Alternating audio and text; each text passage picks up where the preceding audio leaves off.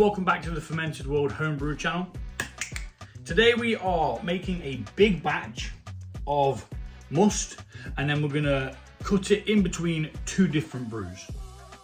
So I will use this video for the other video as well, just to show you what I'm doing, how I'm making it, and if you're new to it, it'll be your guide on how to make mead. So big bucket, because we're doing two. Normally you can just do this in a pitcher and just do 4.5 litres worth, and that'll get you the right amount for a demijohn in the UK. American demijohns are slightly different. They hold less than 4 litres. I want to say it's 3.86 litres. I'm not sure. So double check that before you start mixing it up. Make sure you know what you've got. So I've got 1.5 litres of hot water in here. What that's going to do is it's going to allow this honey to mix in really, really quickly with zero problems at all. Also, do you like my new little mascot? I got it for Father's Day. I'm not going to squeak it because the dog will think that it's his toy and he will steal it. So what we'll do is we'll get this honey in, we'll speed it up, then we will mix the honey in, add some more water, divide it by the 2 brews, and job's a good one. So what we want to do now as well is we want to take some hot water from here, dodging the honey, and just put it into one of these containers. We're going to use this to help us rinse out the container without adding any more hot water to it. Otherwise you will not be able to pitch your yeast. And do you know what? That's just reminded me, I need to take the yeast out of the fridge. So there you go. It was all meant to be. Get a packet of yeast out.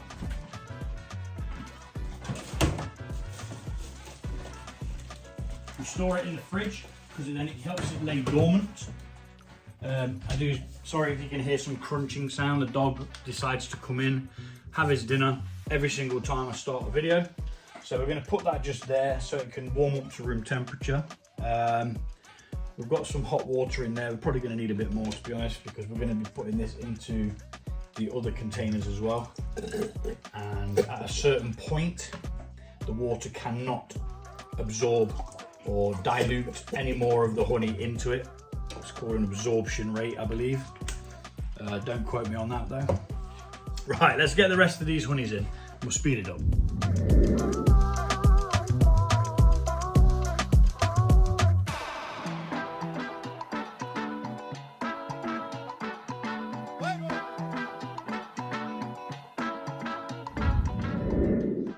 Okay, so that's where we're at the moment. We've got our honey in. We have rinsed out all the pots, but we're just leaving them upside down for now. And we will probably give them another rinse out in a short while with some of this once we've mixed it all in. Because we want to get all that honey out, because that's what we need to ferment. So quickly mix this in. You do not need to use a drill.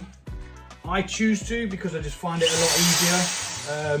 It is not a necessity. You can use a spoon, but it just takes longer.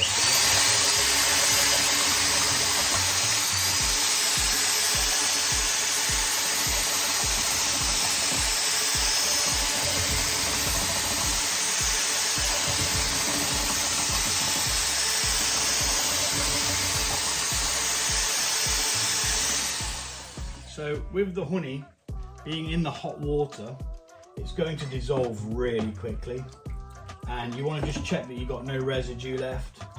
You're not picking up big bits of, like, when it drips off, you want it to drip off like water basically. And there you go, that's what the hot water does. I find it very helpful. Makes life a lot simpler. It can take some time to manually do it. I've got to be careful because I've got beer bottles here from a beer I bottled the other day, and I do not want to knock them over. They are currently carbonating because I use a method that's called bottle conditioning, where I don't force carbon into it. I do it naturally by a small fermentation. Anywho, that's beer, and we are not doing beer today. So let's We'll leave them out for now. What we're going to do now is we're going to add water to this. Now I'm going to top this up to 8.5 litres, because one of the meads that I'm going to be doing is going to have less in because it's going to be topped off with fruit. Now that fruit is kiwi and lime. Now these were defrosted yesterday.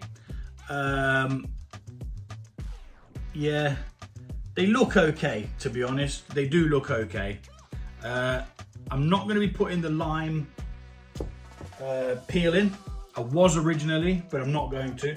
It does have the lime juice in there, but they'll be going in afterwards. They're not going into this giant pot of must that we're creating, because this is going to be split between 2 brews. I'll mention the other brew when I get to it. And yeah, let's get some water put into this.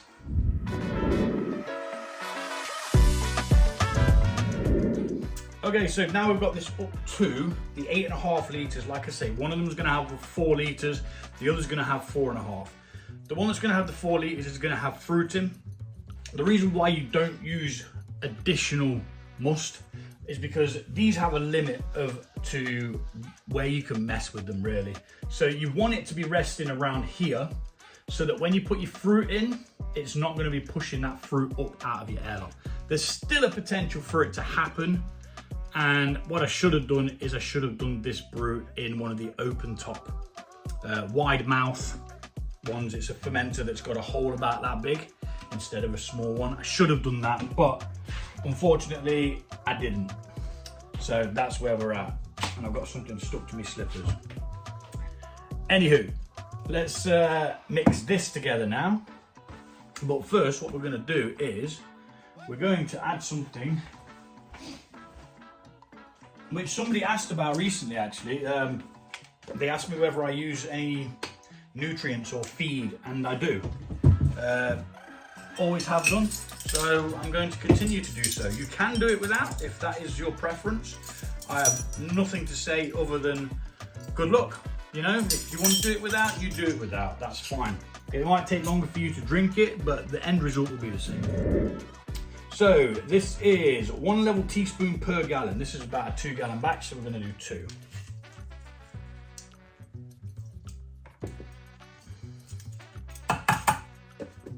And that's yeast nutrients. Its chemical name is ammonium sulfate. And what that allows is ample food for the yeast to start kicking ass straight away. But that's a preference thing. If you want to wait and do it a bit more natural without any chemical, that's fine, you do that. Let me know how it goes. I'd quite like to do one like it, but to be fair, waiting a year to drink them, because here's a funny story. I did actually used to wait a year because I didn't realise that you could drink them earlier if they've had sufficient nutrients in. So I was waiting a year for all these brews that I could have drank a month later, you know. If it tastes good, drink it. That's the way I see it. Some fruit ones, they don't really get better over time. Sometimes what they actually do is they lose flavour. I'm not sure how it works, but you'd think because it's contained in a bottle it'd keep it all, but the power of the fruit kind of just diminishes a bit. But anyway, I'm waffling now. So we're going to mix this stuff in and make sure that all the honey water, which we call must, is mixed together with those nutrients.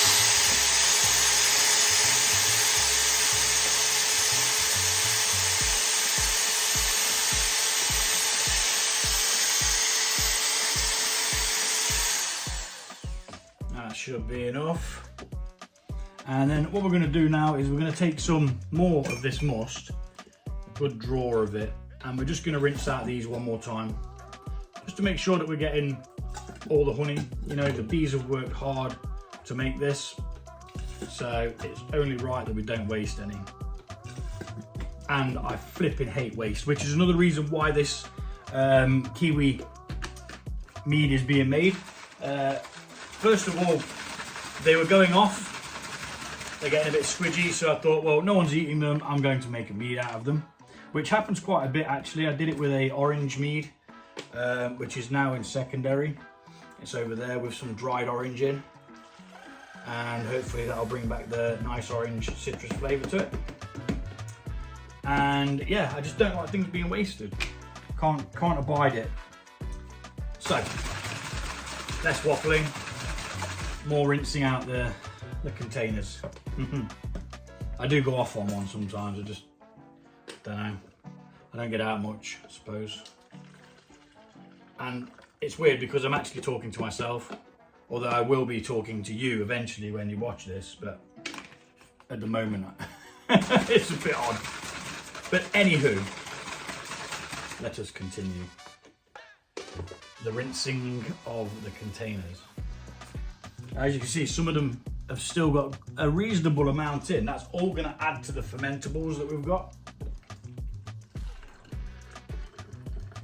And if you do find you've got some left over, before you've put your nutrients in, because I wouldn't drink it while the nutrients are in there, put it in tea or a coffee or any kind of beverage like that. If you drink herbal teas and things like that, you want to sweeten it up a little bit. Definitely. Right, so that's brought us to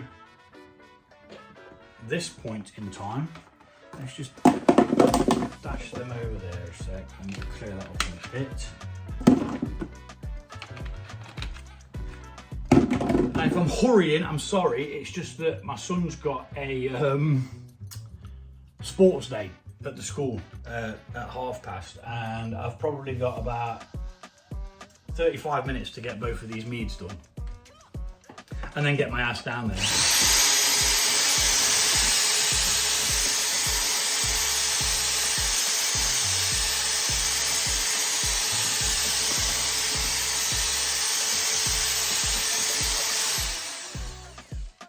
Okie dokie. So the next step is add your yeast.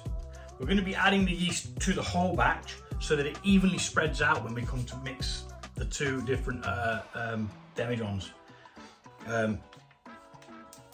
Just because, you know, you want the same amount of yeast in each brew for it to be even. Now, one packet of this is enough to do 23 litres of mead. I've never put that to the test. I do want to one day, but do I want 21 litres of the same flavoured mead? No, I don't. I'm just chatting again, waffling on. So bang in the yeast. I normally use about half a pack per gallon batch. And then what we're going to do is we're going to get that mixed in.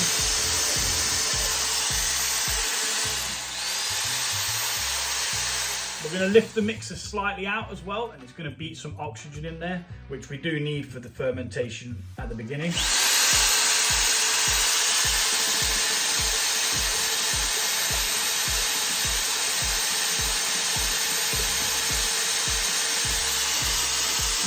It's always best to have enough oxygen in there to begin with, otherwise they get starved of that as well. Which obviously you don't want, because they just won't reproduce and they won't make you a mead. They'll just be sat there doing absolutely diddly squat. So actually we're going to siphon off into this, and then we're going to add it to the demijohn after, because that way we'll be able to gauge how much we've got of this must. So this is called an auto siphon. You put it in the liquid, plunge it down a couple of times, and then let gravity do its thing. As soon as we get to around the mark where we want to stop it, we'll lift that end out of the must in this bucket, which will then give us the amount that we need in there. Now I'm hoping that that recorded it, because it's just told me that my phone battery is low. So I'm going to put this on a sped up thing, and I'm going to go get a charger.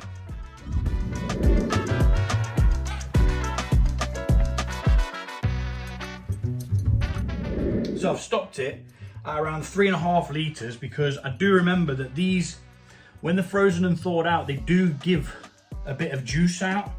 The reason why we freeze them as well, so I would have froze these anyway, even if they weren't needing to be used, is what it does is it breaks down the cell walls, allows it to ferment a lot better. I did leave it in slices, which is going to be messy when putting it into the demijohn, but reason being is so that it stays together a little bit better.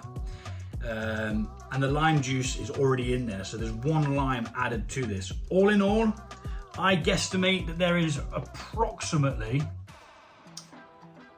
let's see if we can actually add the juice of this to it, just so I don't have to add it later and it won't be in my way while I'm trying to pick them all out. There we go. That worked better than I expected it to. Just get it out of my way. Obviously, when I do the next mead with that same must that's in there, I will sterilise everything that's then going to touch the other demijohn. We did get a bit of the pith and a bit of the pulp kind of thing in there, but not bothered about that at this moment in time. It is not a problem at all. Let's just quickly move this out of the way, as we don't need it at present, and we may very well need some more of that when it comes to it later. Only the juice of the lime's going in. I was going to put the peel in as well, but I decided against it.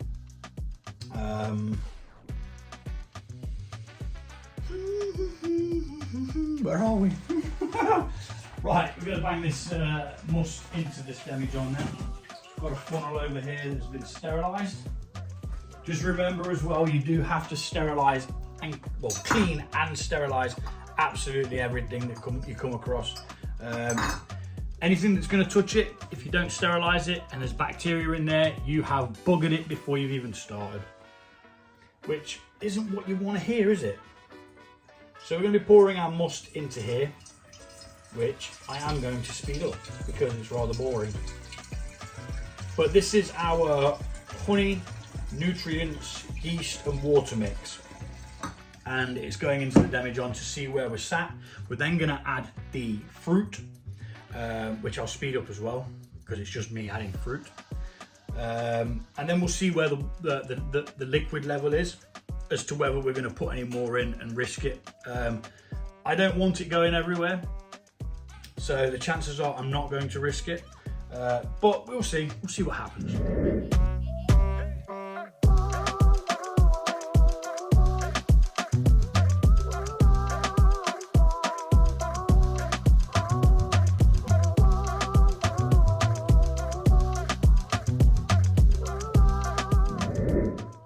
Right, so that's what we've got so far.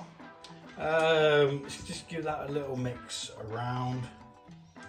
Now, as I say, once this fermentation kicks up and starts, the bubbles are going to rise, which could cause this to rise. Now, I guesstimate that there's about 4 litres in there, as well as the fruit. I was on the side of caution because I didn't want to overdo it, but we might very well be okay. Because of the sizes of the pieces of fruit, it hopefully will just go around it. If not, if we notice that it's kicking off and it's going to come out the top, we'll put something on the top called a blow-off tube, which is basically a rubber bung with a tube coming off it, going into a glass of water, which creates an airtight,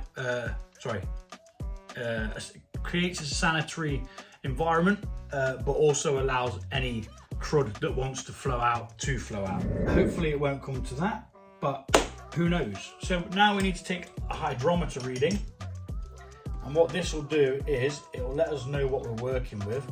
It will let us know our start gravity. What time are we living in? Got a couple of minutes. It will let us know, pushing it fine. I'm not going to get the other one done just yet. I'll have to do that later. What I'll do is I'll just cover up the container that's got the other must in, and yeah, we'll go from there. So start gravity of 90 on the dot. Oh gee, oh, bloody thing's wet, so it's not working.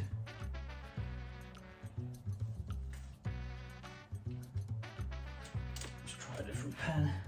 What did I say? 90. 90 on there. 1.090. OG stands for original gravity. Sometimes referred to as SG, start gravity. I use OG, don't know why. And you pop an airlock on it. Bada bom, bada bing. You come back. It's probably about 7 days once you've seen no activity left in there. Some people put it in a dark place. I like to see what's going on. I like to keep an eye on it, see what the little bugger's up to. Oh, that bloody helps if I put that stuff back in, doesn't it? You wouldn't want to drink that now. It's got live yeast floating around in it, nutrients, and a ton of sugar. So there we go. We shall see what that does. What I didn't do is check the temperature, but we're at 22 degrees, which is perfectly fine. This yeast can be pitched between 20 and 15 and 30. It can ferment at. So depending on where you are on planet Earth, or even if you're on Mars, you might very well be able to ferment, but I think it's a bit colder on Mars. Anywho, I'm gonna chat crap sometimes. So yeah, that's the Kiwi and Lime mead finished for today.